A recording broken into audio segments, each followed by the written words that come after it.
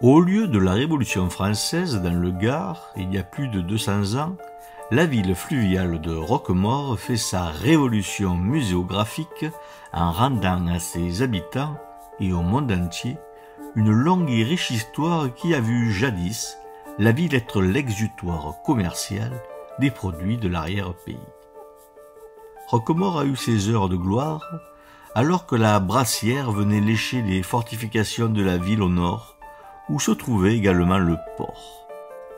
Fille du péage levé sur les marchandises transitant par le fleuve, d'abord par les comtes de Toulouse, puis par les rois de France à partir du XIIIe siècle, à l'endroit même où le Rhône se voit barrer le chemin par la saillance de deux éminences liées à la faille géologique locale, la ville se trouve vite exemptée de certains impôts par la monarchie dans le but de dynamiser le commerce et l'activité portuaire.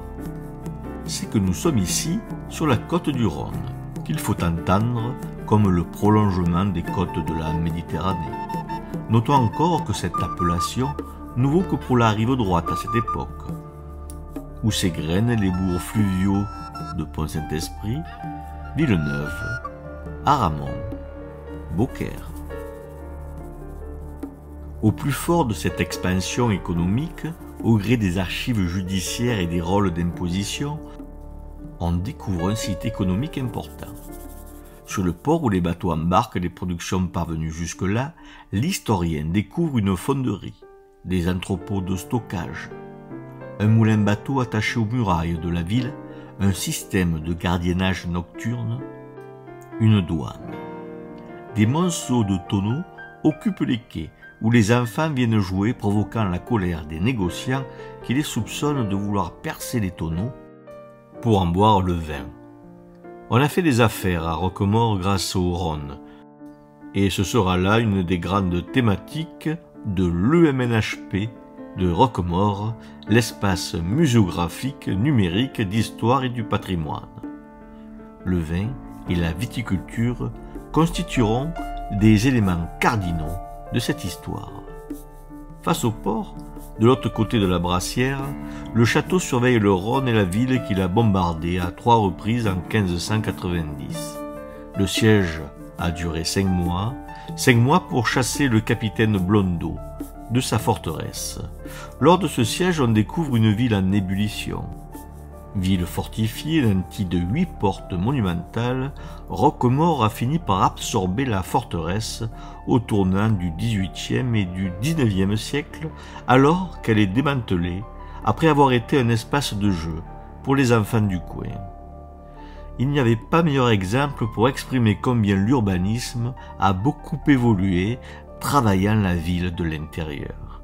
Et c'est à raconter cette longue histoire depuis l'implantation du château que se consacrera la deuxième grande approche muséographique qui donnera l'occasion de recréer en 3D des éléments patrimoniaux disparus, reprenant là une vieille tradition locale.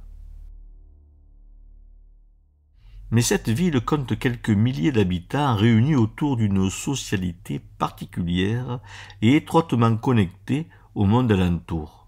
Viguerie royale depuis la conquête du Languedoc au XIIIe siècle, la ville a la chance inouïe d'avoir vu se conserver une partie des archives judiciaires du tribunal local.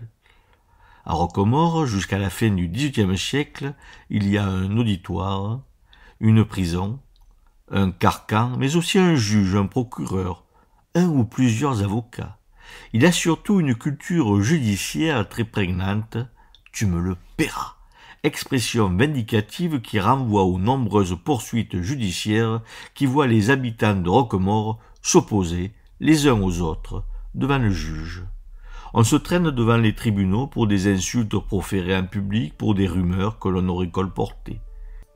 Les très nombreux témoignages regroupés dans près de 50 liasses et analysés dans leur intégralité permettent de raconter une histoire populaire des habitants à Roquemaure, et l'on choisira ici de s'intéresser avant tout aux femmes, afin de mieux connaître leur quotidien à cette époque.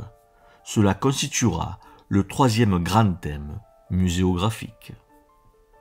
Enfin, la présence du Rhône et la menace climatique actuelle conjugueront leurs efforts pour ouvrir le dernier grand thème de cette approche muséographique qui consistera à raconter une histoire environnementale de Roquemaure. Affrontés au fleuve, mais aussi au changement climatique et qui se distingue à l'époque moderne par un refroidissement, les habitants de Roquemaure ont longtemps lutté contre la nature. Des troupes de plusieurs centaines de travailleurs venaient régulièrement pour réédifier les paillères et autres chaussées qui protégeaient la ville. Cette lutte ne résume pas à elle seule, bien sûr, la relation à l'environnement qui a longtemps reposé sur l'exploitation des produits de la terre et un art consommé du jardinage et de la pratique agricole. Cette histoire environnementale racontera comment, à Roquemaure, les femmes et les hommes ont tiré leur épingle du jeu et réussi à s'adapter à des conditions parfois très difficiles.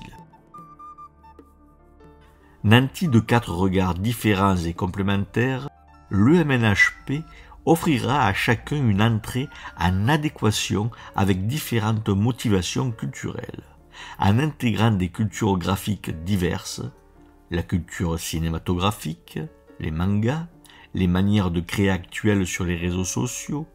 L'espace muséographique veut ouvrir la richesse de l'histoire de Roquemaure à toutes et à tous. 10 points d'intérêt seront choisis dans le centre-ville historique. Chacun déclinera les 4 thèmes, offrant 4 manières différentes de comprendre la ville d'hier et celle d'aujourd'hui.